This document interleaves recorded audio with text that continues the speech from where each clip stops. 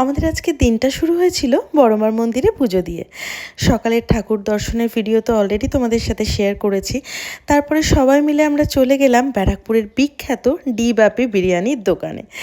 দোকানে বেশ ভালো ভিড় ছিল, আর নতুন করে ওপরটা হয়েছে, ডেকোরেশনটাও খুব সুন্দর লাগছিল। সত্যি বসে থাকতেই ভালো লাগছিল, কিন্তু ততক্ষণে পেটে খিদেও লেগে গেছে।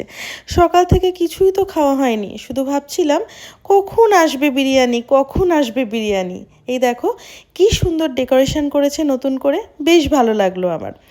যাই হোক, ঠিক তখনই সামনে চলে এলো গরম গরম ধোঁয়া ওঠা মাটন বিরিয়ানি, আর সাথে মাটন কষা।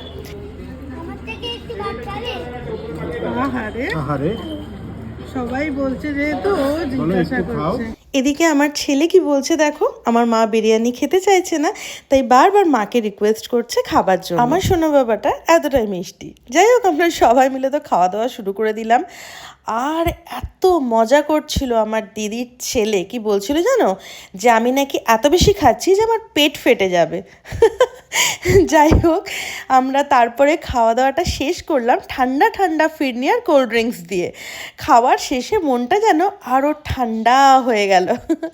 এইভাবে পরিবারের সাথে কাটানো একটা আনন্দের দিন, খুশির মুহূর্তগুলো তোমাদের সাথে শেয়ার করলাম। আবার দেখা হবে অন্য ভ্লগে।